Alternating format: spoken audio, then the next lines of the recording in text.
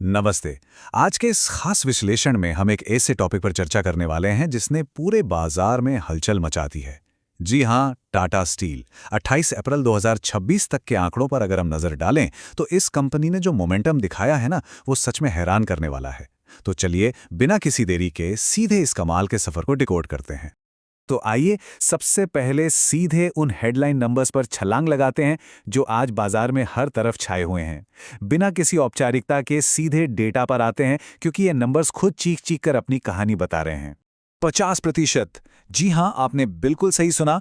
पिछले सिर्फ एक साल के अंदर इस शेयर ने निवेशकों को 50% से ज्यादा का बम्पर रिटर्न दिया है। जरा सोचिए, ये अपने आप में एक बहुत बड़ी जीत है और यही वजह है कि आज हर निवेशक की नजर इस स्टॉक पर टिकी हुई है। और दिलचस्प बात यह है कि ये शेयर सिर्फ अपने पिछले मुनाफे के भरोसे आराम नहीं कर रहा है, बल्कि लगातार नए रिकॉर्ड्स बना रहा है। आज ही के दिन इसने 218 रुपये 24 पैसे का एक बिल्कुल नया 52 सप्ताह का उच्चतम स्तर छुआ है। और अभी जब हम बात कर रहे हैं तो ये 215 से 218 रुपये के बीच बेहद मजबूती से ट्रेड कर रहा है। मतलब मोमेंटम बिल्कुल सॉलिड है। अब सबसे बड़ा सवाल ये उठता है कि आखिर ऐसा हो क्यों रहा है? इस जबरदस्त मार्केट एक्शन के पीछे का असली कारण क्या है? कौन सी वो चीजें हैं जो इस स्टॉक को रॉकेट की तरह ऊपर ले जा रही हैं? चलिए उन ट्रिगर्स को समझते हैं। इसका सबसे बड़ा और अहम कारण है ये विशाल आंकड़ा, पूरे 4,313 करोड़ रुपए।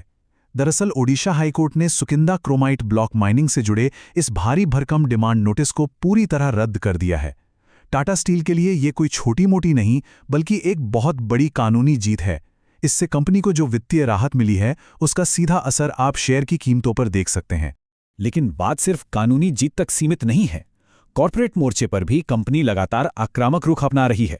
हाल ही में देखिए, इनकी सब्सिडरी कंपनी NINL यानी नीलांचल इस्पात निगम के विलय को मंजूरी मिल गई है। इससे इनकी ऑपरेशनल एफिशिएंसी जबरदस्त तरीके से बढ़ने वाली है।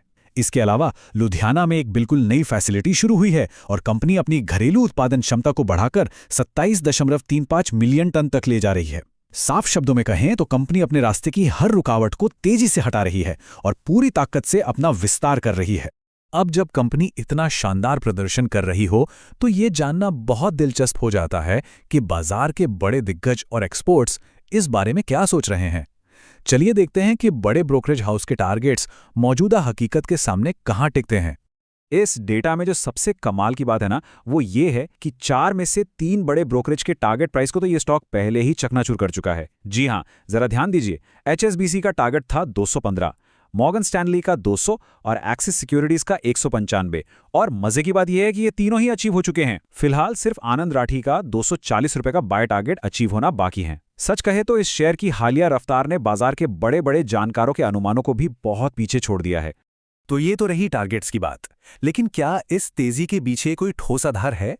इस स्टॉक के इस शानदार रन के पीछे की जो असली वित्तीय हकीकत है, चलिए अब जरा उन फंडामेंटल्स पर गौर करते हैं। सबसे पहले इस कंपनी का आकार देखिए, लगभग 2.66 लाख करोड़ रुपए का मार्केट कैपिटलाइजेशन।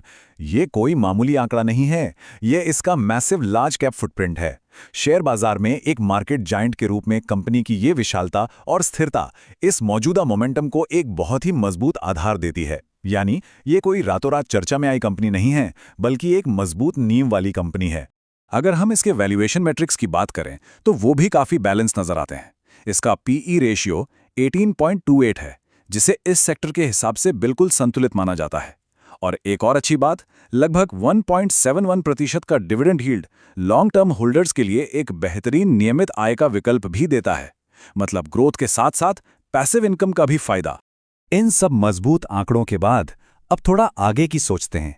भविष्य के लिए ऐसे कौन से बड़े ग्लोबल और घरेलू मैक्रो फैक्टर्स हैं जो टाटा स्टील की इस मजबूत स्थिति को आगे भी बरकरार रख सकते हैं? अगर हम मैक्रो सेटअप को देखें तो तस्वीर काफी शानदार दिखाई दे रही है। एक तरफ जहां यूरोप के बाजारों में स्टील की कीमतों में एक अच्छी खासी स्थिरता आ रही है, वहीं दूसरी तरफ अपने भारत में इंफ्रास्ट्रक्चर की मांग रॉकेट की तरह बढ़ रही है। इन दोनों फैक्टर्स का ये जो बेहतरीन कॉम्बिनेशन है ना, ये टाटा स्टील को आने वाले समय में एक बेहद मजबूत और प्रॉफिटेबल स्थिति में रखता है।